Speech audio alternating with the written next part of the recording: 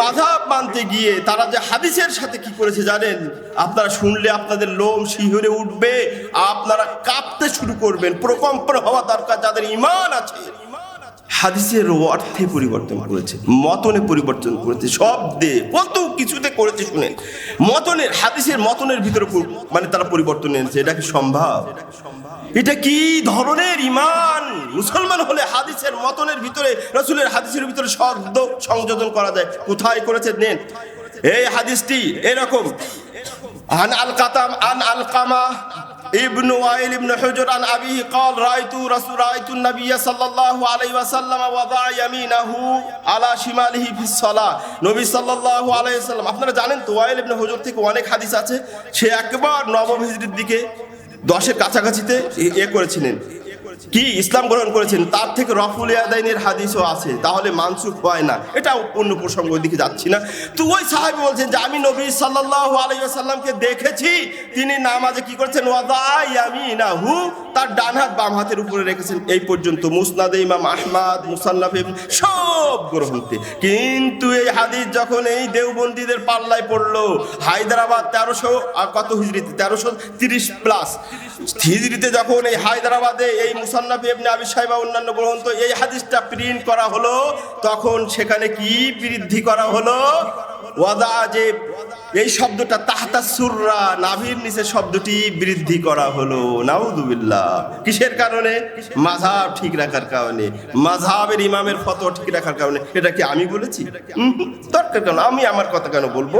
এই যে আসারুস সুনান, দেওবন্দীদের বিরাট বড় মাপের একজন মুহাদ্দিস, বড় মাপের মুহাদ্দিস, উনি এই আসারুস সুনান, এটার একটা বই আছে, এটার রদে একটা বই আছে, এটা পড়বেন। এই যে আমি আসছি, এগুলো না পড়ে আসছি, পড়বেন।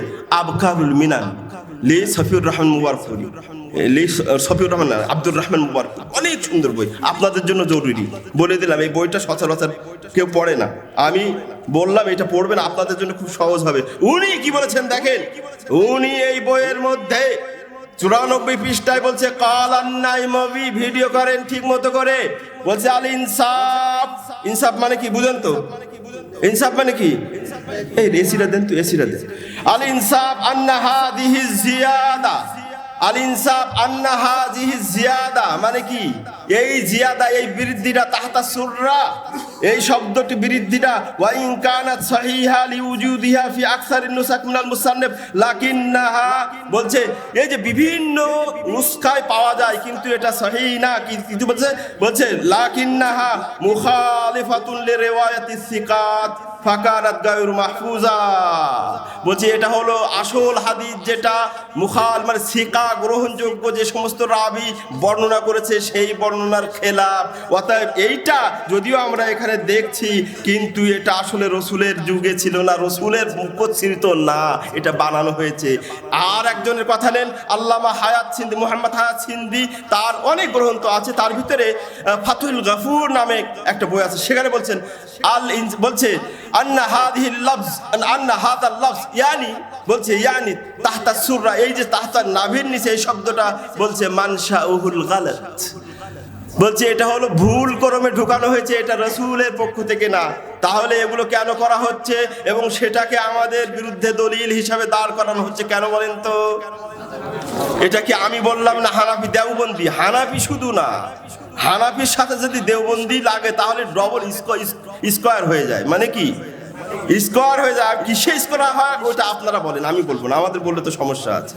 বুঝতে পেরেছেন? হানাফি তো এমনি সমস্যা, তারপর আবার যদি দেওবন্দি লাগে, তিনি এটা স্বীকার করেছেন, তাহলে বুঝতে পারছেন মাযহাব মানার কুপ্রভাব কি কিছু বুঝতে পারছেন?